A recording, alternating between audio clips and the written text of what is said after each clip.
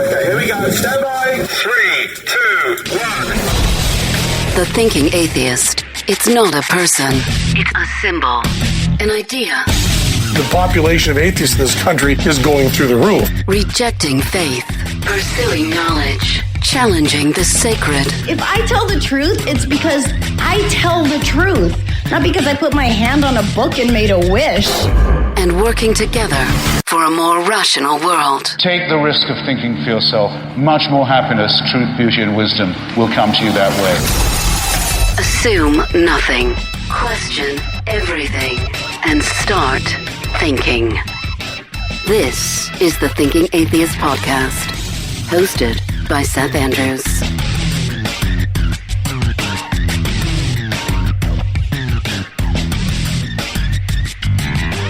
I'm talking today with John W. Loftus. John Loftus used to be a dyed-in-the-wool, true blue, absolute evangelical believer. Bachelor's degree from Great Lakes Christian College, Master of Arts and Master of Divinity from Lincoln Christian Seminary, Master of Theology from Trinity Evangelical Divinity School. He was an apologetics professor, but he is a Christian apologist no more.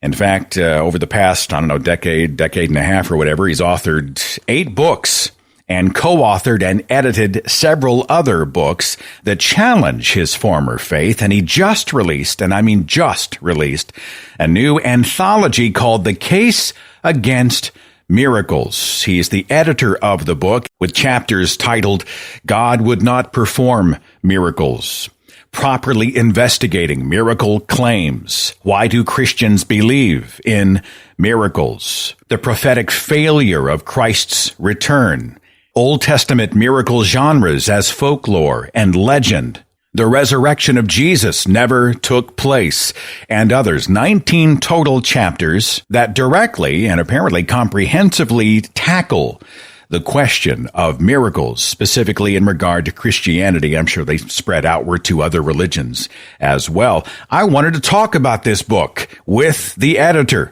John W. Loftus. It's great to have you on the show, man. Yeah, I'm honored that you have me on your program. You're listened to by many. Well, a few. We got a few dozen in the audience, and I know they're going to be interested in what we're talking about right now, which is why you're on the show, because Great. You have a long history of these sort of counter-apologetics works, but I want to start even further back than that real fast to talk about the fact that you used to be a true blue, dyed-in-the-wool believer, like you used to teach apologetics, right? Yes. Well, that was back in the early 90s, and I remember teaching some apologetics classes during those years, and I was also studying these arguments in greater and greater depth, and I grew more and more doubtful of the arguments. I changed the syllabus of the class a little bit to introduce some liberal thinking books, and I remember asking questions that were sort of on the border of what was acceptable. So I was going through the throes of doubt around then, and it wasn't long before I decided, I couldn't believe it all. Right. So while you're teaching, your thinking is sort of changing midstream. Did the higher ups at the establishment sort of raise an eyebrow at you when you started to change the course? Yeah, eventually, one of the students thought I was asking too difficult of questions, and he went and talked to somebody about it. But I wasn't fired. It was just I gradually left. I went to secular universities at that point, and they didn't care. They had more freedom, to teach. As long as I guess it all depends on the students. Do they like you or don't they? I typically got some of the highest marks for teaching for one of the most difficult classes, like philosophy and ethics like that. I remember losing some of my students because they couldn't understand me. That was way back then, just after I'd gotten out of a PhD program. And so now I gradually learned how to just use everyday language. That's forte, if you will. I take these thoughts and I try to bring them down so that, the average person, you'd have to have some college in some senses of the word, I suppose, or some deep thinking to understand some of the things I write. But I'm bringing the arguments of the scholars down as much as possible, yeah. Don't have to be a rocket scientist to be able to sort of get the gist of what John Loftus is writing about when you look at the titles of his books: The Christian Delusion, The End of Christianity, Christianity is Not Great, Christianity in the Light of Science, Unapologetic, Why Philosophy of Religion Must End. And, of course, you've got a new book that you haven't written. You are an editor of the book, or tell me what your role is in the project. Well, I wrote 3 of the chapters. There are 19 chapters in it, and with an epilogue and an appendix where I review a scholarly book on David Hume. I wrote the introduction as well, but yeah, most of them are written by others. Yeah, and the title is "The Case Against Miracles." And what we want to do is we want to present the best of the best in objection to the Christian apologists who write scores and scores of books, trying to say that miracles are real and I've seen them and they're justifiably believed. And so we had one chance to get it right, one book, and it ended up being 560 whopping pages. Yeah, I was half joking about, hey, you need a narrator for the audiobook. And then you said 600 pages. And I was like, ooh. It's a bunch. It's a bunch, yeah. Yeah. No, I mean, that might happen. I mean, the editor, I think I shared with you the note from the publisher, and it depends on how it's received and whether if there's a demand for it. No, that's all right. I'm just one of these guys. I've narrated a lot of audiobooks, but nothing to that scale. And so I was just sort of half winking at you as we were talking. Oh, right. But that's fine. I mean, actually, you'd be first on the list if it happened. I love your voice, and yeah. You have your people, call my people, and we'll talk. Okay, we'll talk. Okay. So, whenever I talk to people who speak about their faith, miracles seems to be one of the first things that happens once we get past the standard apologetics arguments. We've all heard the William Lane Craigs of the world who are sort of logically trying to say, well, just look around you. Scientifically, God makes sense. There is order in the universe, intelligent design. But once we get past all that, quite often we get to a point where someone invokes a personal miracle. They're like, well, in my life, this happened. And it was a miracle, and I know it was a supernatural event, and for me, that's proof enough. So I guess we have to start with the definition of miracle. I mean, how do you define a miracle? Yeah, I want to define my miracle in distinction from how it's usually defined. As you so aptly put it, I mean, people will say, well, I have this miracle. It's an extremely rare occurrence. A doctor might say, well, you know what? There's a 1 in a million chance of you being healed. And all of a sudden the guy or the gal gets healed. And so then they count that as a miracle. So what we have to get straight is that a 1 in a million odds is not a miracle. And it's really hard to get believers to grasp that, because actually a 1 in a million odds is doable. Because there are 7.5 billion people in the world, and every day we experience, I don't know how many events, every second is an event, but, maybe 10 events, 10 major events during the day. And so 1 in a million chance is doable. So we have to get rid of this notion that a rare occurrence that happens within the natural world is a miracle. And I've recommended the book by David Hand called The Improbability Principle. And he says, as a subtitle, Why Coincidences, Miracles, and Rare Events Happen Every Day. He argues that we should each experience one of these rare occurrences at least once a month, everybody in the world, because of how many people there are, how many experiences we have. So a rare occurrence cannot be a miracle, and yet what these apologists are trying to show is that a rare occurrence is a miracle. And the reason why it's not a miracle is because it happens within the natural world, and it can be explained by chance. Do you feel like sometimes when someone hits that wall and they're like, I can't explain it, like I can't figure out how this could be true, that miracle seems to be just the next step? Like it's comforting to think that, well, man, it was ordained. There was a reason for this, right? Yeah, I know. I get that. I do. It's always interesting to me, though, that it depends on which religion you are an adherent of, to which God you credit with that miracle. And it's strange that the same types of things are being claimed for different gods. I mean, either there's a plethora of gods answering these miracles, or there's not, and there's one God answering them all. But if there's one God answering all these miracles, then that God is causing a lot of religious conflict in the world. Yeah. Because, he's sending verification of a different religion, and these two people who have different religions, they go to war with each other, you see. And we're kind of cherry picking as well. I mean, was it Dan Barker who said that, if you want, I think he phrased it a little differently, that if you want proof there is no God, just walk into a children's hospital. I mean, there would be no children's hospital if miracles existed, right? So. Right. I mean, one thing for sure is what I argue is that a miracle-working God would alleviate the most horrendous types of problems and, natural disasters and evils. And since there's so much natural disaster, so much evil, so much suffering in the world, it's pretty clear if he doesn't work any miracles in those situations, then he's not going to help you find a parking place in Walmart. What was that saying? It said it's arrogant to think that the God who didn't prevent the Holocaust is going to give you an A on a college exam kind of thing. Exactly, and that's sort of the argument that Dr. Matt McCormick argues in the second chapter of my anthology. His chapter is God would not perform miracles, precisely for that reason.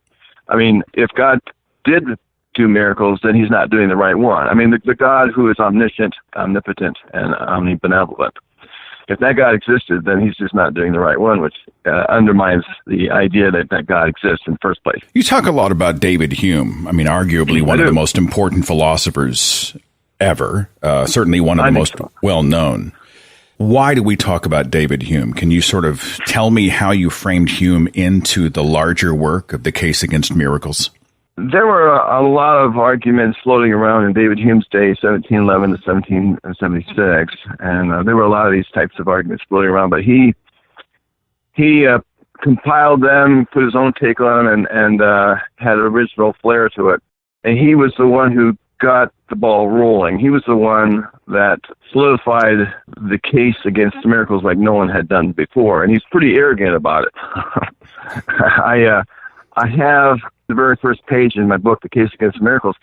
I actually share a little bit of his arrogance, and by quoting him as saying, "I flatter myself," he said, "that I have discovered an argument which, if just, will, with the wise and learned, be an everlasting check to all kinds of superstitious delusion, and consequently will be useful as long as the world endures." Wow. That kind, yeah. Oh, he gets worse. He's mildly confident in his position. I would say. Very arrogant. Yeah. And in other places, like he'll say the only reason anybody could believe in the Christian religion is to have a miracle within himself that subverts all principles of his understanding and gives him a determination to believe what is most contrary to custom and experience. But lastly, in the same book where this chapter on miracles is, he looks at any volume of divinity or school of metaphysics, and he says, does it contain any abstract reasoning concerning quantity or number? No. Does it contain any experimental reasoning concerning matter of fact and existence? No. Well, listen to this. Very last line. Commit then to the flames, for it can contain nothing but sophistry and illusion. Jesus. So, I mean, it's safe to say Hume wasn't religious or superstitious in any way? No, he wasn't. Arguably, he was an atheist. He may be some kind of deist, but I think he's on the atheist side. He just couldn't come out. Yeah, in the 18th century, there's a word that'll probably get you strung up somewhere if you say, you're an atheist. Sure. So those are fighting words. So he wasn't afraid to lay out the arguments and put some fighting words to it. The delusion, and he's flattering himself, and he's come across pretty arrogant. So he's obviously not opposed to ridicule, and that'll get the claws to come out. And so unlike others who may have floated these types of arguments around, they didn't do, I don't think, as well as David Hume did, but just the same, he threw out some arrogant barbs that got them fighting. And so his influence really is quite towering.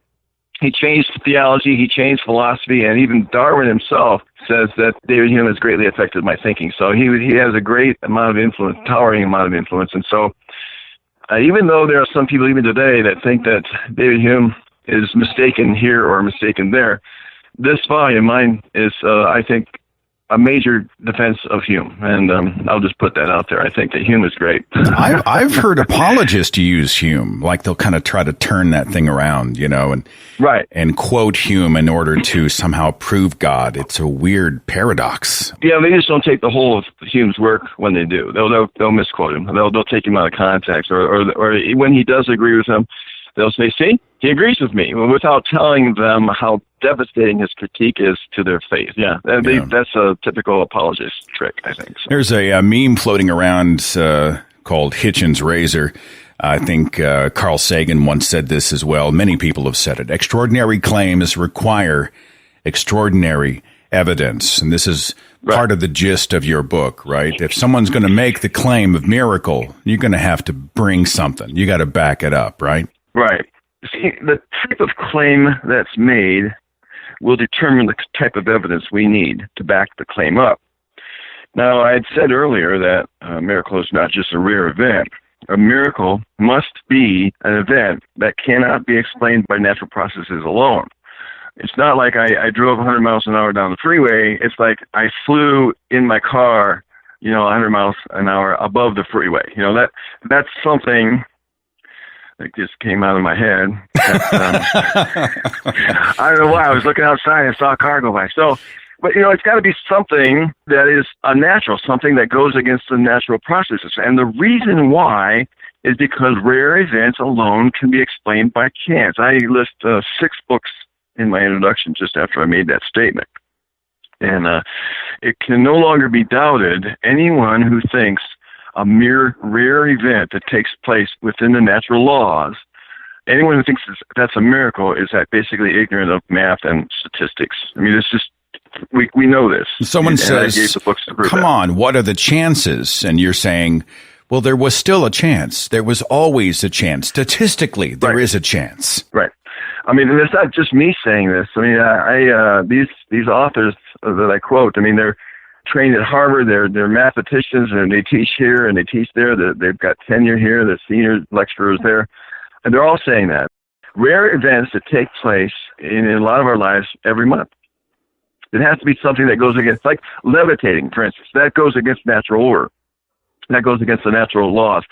So if someone says, I levitated, well, then we need to find some evidence for it. And here's where extraordinary claims demand extraordinary evidence. There are distinctions between ordinary claims and extraordinary claims and miraculous claims. And David Hume mentioned each one of these categories. An ordinary claim is something like, I saw so-and-so walk down the road or what have you. It's an ordinary claim about commonplace events within nature, and it only requires ordinary levels of evidence. We can think of lots of different examples of that.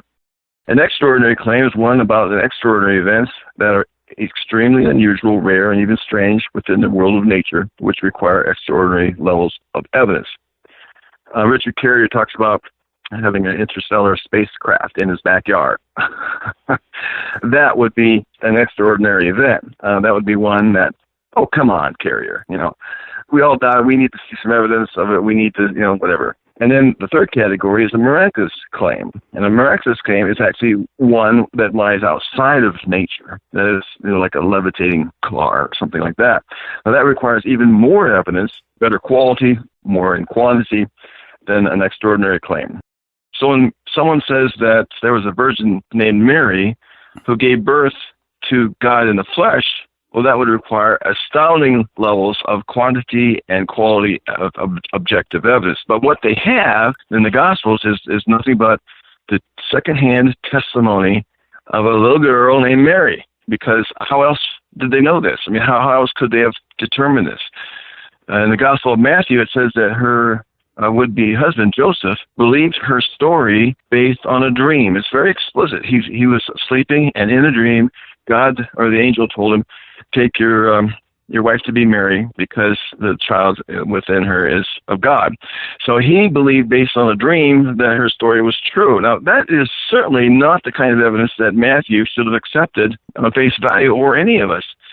But that's all the kind of evidence. Mary said so. No DNA evidence, no chastity belt, no Maury Porridge, to testify. No, Joseph is not the baby's daddy. Yeah. So there's no evidence, there's no objective evidence. All we have is testimonial evidence from second-handed, that is reported by Matthew in Matthew's gospel, of what Mary purportedly said. Joseph's dream doesn't count, you see. So there's just not enough evidence to believe that. I'm reminded of that story that comes around every Christmas where, Mary and Joseph actually get pregnant, and all of a sudden Mary's like, well, shit, now I got to come up with a story, man. What am I going to tell people? The alternate theory that she slept around with Joseph, or they had a baby out of wedlock, it seems much more plausible, you see. It's an unusual story on every angle. When she goes around and she actually tells people, well, I've been sort of supernaturally impregnated, and people are like, oh, okay, cool. But because it's in a sacred text that someone decided should be in a group of other sacred texts, that all of a sudden it becomes more believable just because it's written there without them thinking about, well, now let's see, what would I think if someone told me that story? I like to think of the story of Balaam's ass, who supposedly talked. And the joke of the guy coming into a bar and saying, my ass can talk. Well, let's see it talk now. Come on. Put up extraordinary claims require extraordinary evidence. Yeah, you're right. Yeah, and to see the donkey, the ass talk, for instance, would be close to, if not equal to, what we're looking for. The problem is we don't have that. We don't have anyone who said, well, you know what, I saw it talk, I heard it talk, it said this. We can't cross-examine Balaam. We can't cross-examine any of these people. Hang on just a second. Right after the break, I'm going to read just a little bit from the book, The Case Against Miracles, and talk more with its editor, John W. Loftus. We'll do it right after this, so hang on. I have solved the holidays for you. For the guy in your life that you're shopping for, dad, brother, uncle, friend, whatever, Harry's is a gift that's both thoughtful and practical.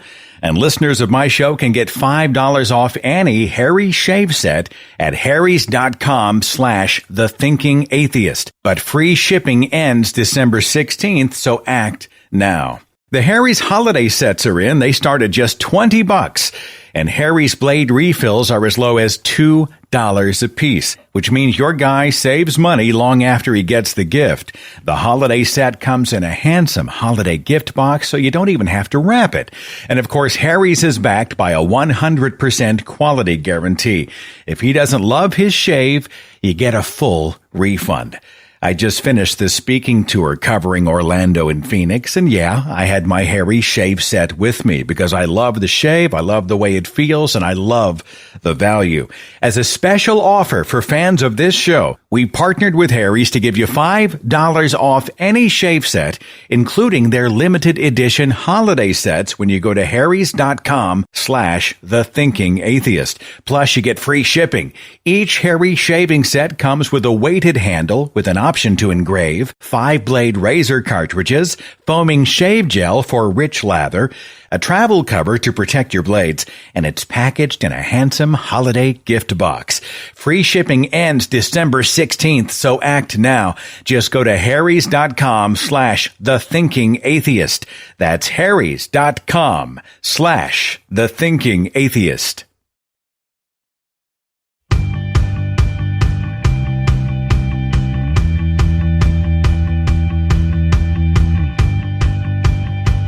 My patrons get this show early, and they get it commercial-free, and thank you so much for being a patron at patreon.com/Seth Andrews.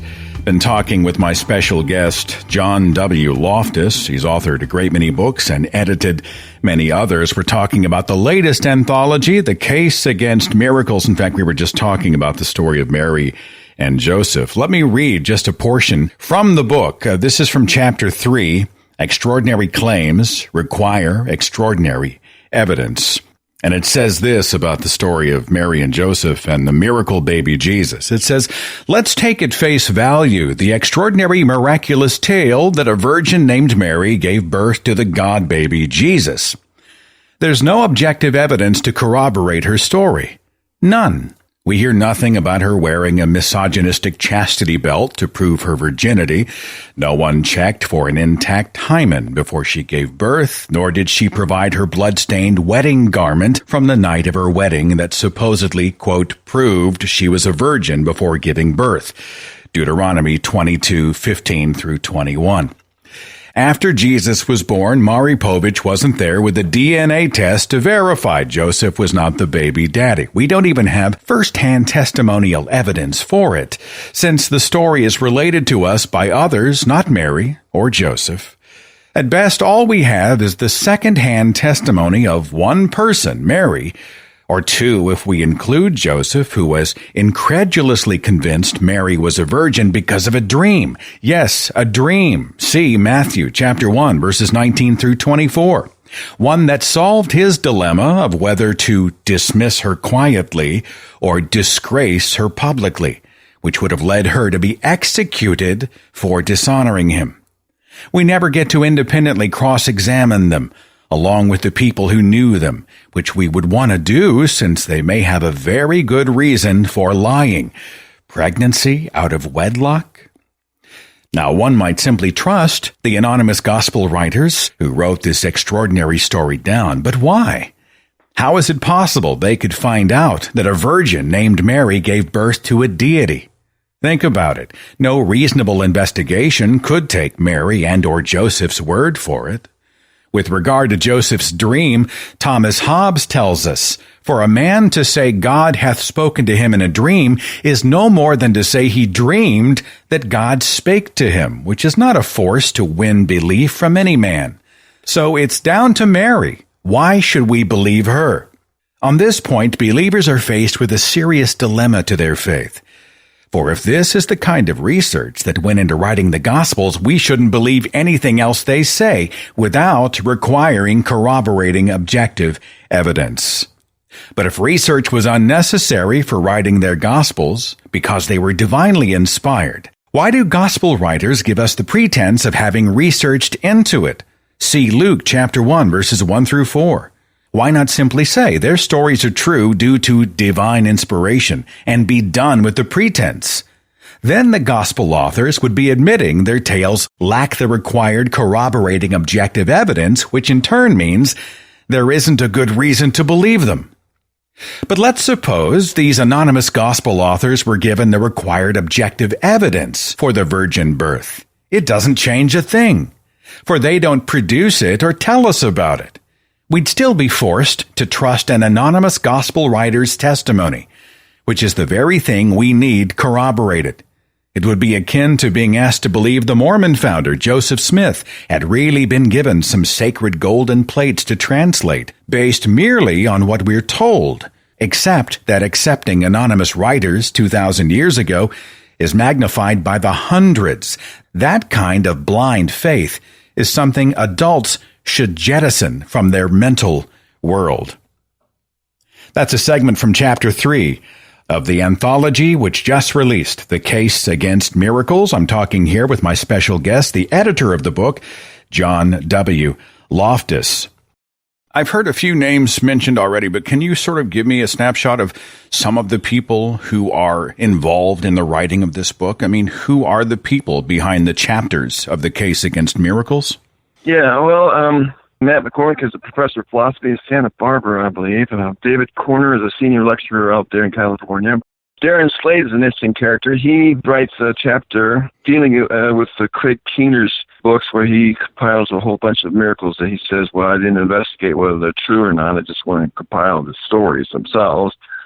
Edward Babinski, he's a library researcher. He's edited a book called Leaving the Fold, Testimonies of Former Believers.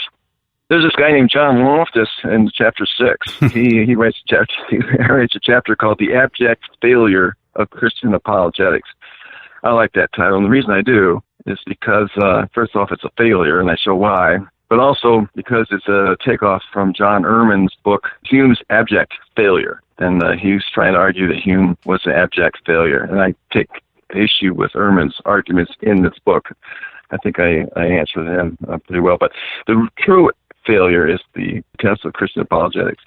Valerie Tarico, David Madison, he writes for Debunking Christianity with me. Abby Hafer, she wrote a chapter on evolution, and I think it's the single best chapter on evolution. I mean, there's books out there and things, but I think that's the best chapter I've ever read on. We had Abby on the show recently. We were talking about unintelligent design, like examples of this supposed intelligent design that actually makes no sense. And there are so many better ways to do it. She's got a book along that avenue, which is fantastic. So, yeah, she is. Then there's Robert Price. He talks about the incarnation. The Christians can't even decide what that means, to say that God was in the flesh. They can't even decide amongst themselves. He takes a panoramic view of the history of Christian theology and shows that not even they agree, even today. So how can you have any evidence for something that you can't agree on? What happened, what took place? Because what they're dealing with is a being who was 100% God and 100% man in one person, a baby God. So do the math. How can he be 100% God and 100% man with nothing essential left out?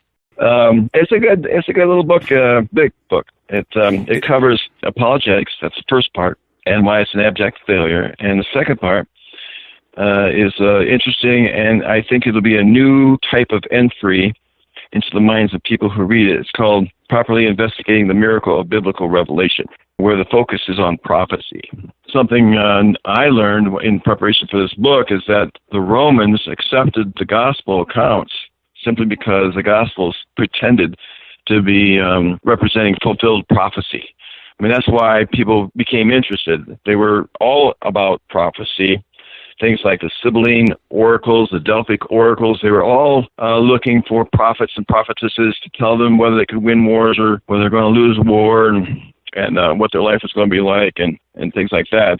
And so when the Gospels reached Rome, or the Roman world, as they began to be known, this whole notion that the Gospels still fulfilled prophecy really caught on, and it converted the Roman Empire eventually. We look at that claim and show how the New Testament writers faked prophecy. The Old Testament writers did as well.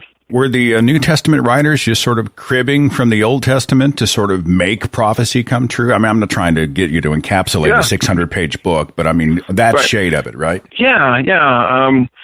One of the authors is Robert Miller. He's written a book that I recommend everybody get called Helping Jesus Fulfill Prophecy. And he wrote a chapter for this book from that one. It's a huge book, and if anyone is interested in knowing whether or not Jesus fulfilled prophecy, then that's the book. There's only one book, that book, to get, and he's the author. He didn't sum up his book, but he just picked on a few of the statements in the New Testament that were purportedly, fulfillment and prophecy. And he showed how those were not prophecies, or they were cribbed, like you say.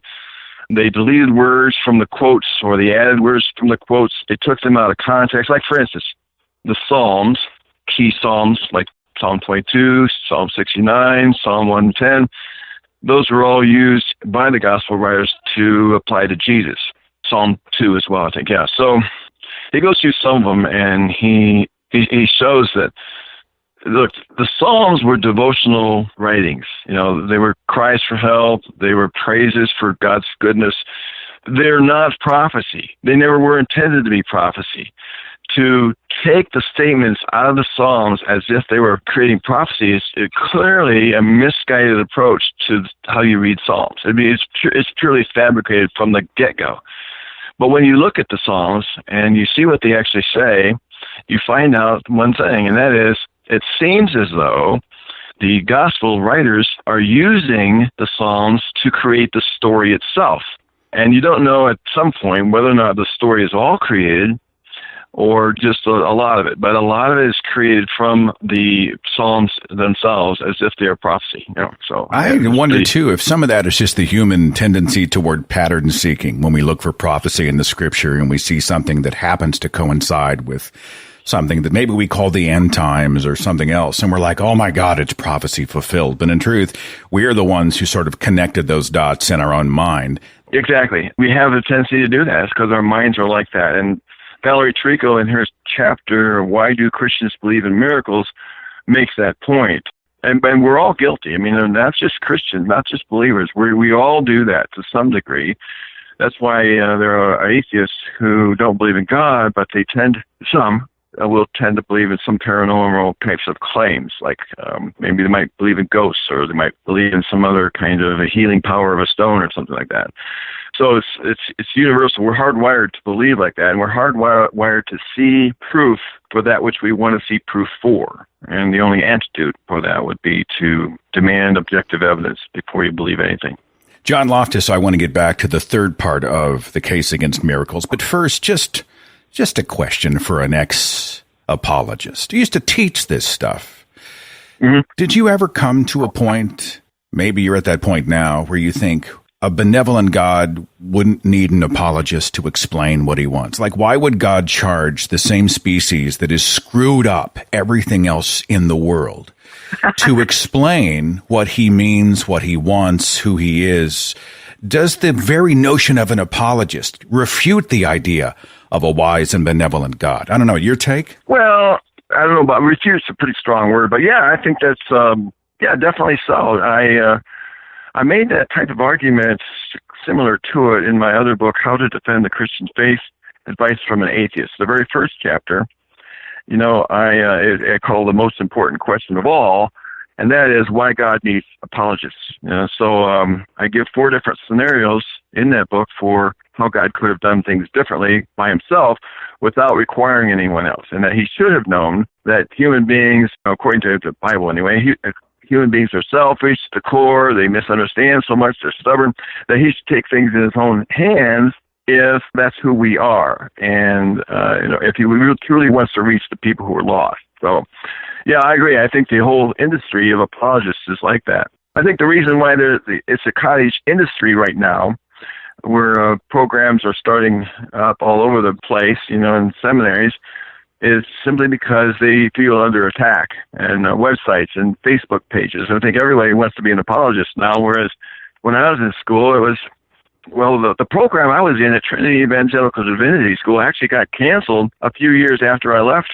William Lane Craig was teacher there, and they canceled his program. They canceled the philosophy of religion program itself because they didn't think that it was needed. Now, that's changed since then. Now everybody wants to be an apologist, but the very existence of them is proof that they're in decline. Part 3 of the case against miracles centers on what? What's it about? Having already dealt with the miracle of biblical revelation, the prophecy angle, the last part 3, is other key biblical miracles. That's where Abby Hafer comes in with her chapter on evolution.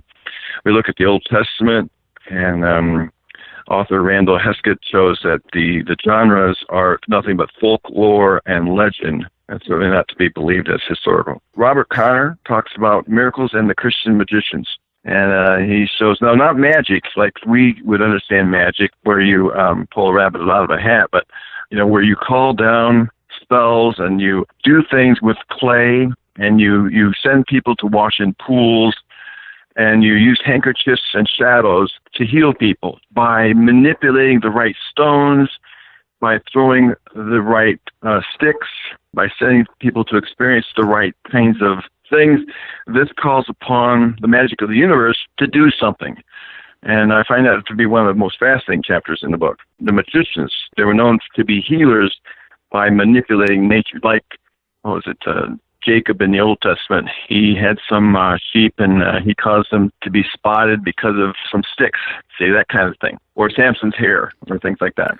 The book, The Case Against Miracles, just released. Like, just released, right? I mean, it's out. People can find it. People can get it, yes? Yeah, I find that on Amazon it says it takes a month to 3 months to deliver it. And I find that kind of strange. And it's not the case that it got sold out so quickly, I don't think. But I've ordered books off of Amazon before. I'd see that, and I'd order them, and I'd get it in 2 or 3 days, even though they said that. So you can get it on Amazon, and don't worry about the 1 to 3 months. That's not true. You should probably get it in 2 or 3 days. I don't know what's going on. I haven't looked at it. I just found it out before I came online here. But Amazon, Barnes & Noble, look for it with my name as the editor. If there is an omnipotent deity, it's probably either Amazon or Google right now. I mean, right? They're ubiquitous. They're everywhere. They do everything. I think they're listening to me. We were in the house the other day talking about something, and my Amazon Alexa, I think, was eavesdropping and started to populate my Facebook feed with everything we were just talking about. It was just freaking. I know. It was bizarre. I know. Strange times in which we live, my friend. I'm not going to get an Alexa or Echo because of that. I find the same kind of thing happening on phone conversations. And I also get ads somewhere about something I'd said. I think some of that's real. You just cancel that out. You see it appear and you're like, it's a miracle. And then you have to read the book to debunk the idea that it's a miracle. And it is, how long has this book been in the making? Got to be years, right? This is a massive a year and 3 undertaking. months. A year and 3 months. That's when I started asking people to join up with me and let's see what we can do. Yeah. All right. So I'm going to link it in the description box.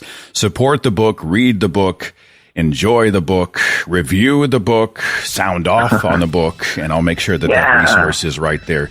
And greatly appreciate it. Wonderful. John W. Loftus, for your work and your activism and for all the books and for everything, thanks so much. Been a pleasure to talk to you, my friend. Yes, like I said, it's an honor to be here. I appreciate you so much. Follow The Thinking Atheist on Facebook and Twitter for a complete archive of podcasts and videos, products like mugs and t-shirts featuring the Thinking Atheist logo, links to atheist pages and resources, and details on upcoming free thought events and conventions. Log on to our website, thethinkingatheist.com.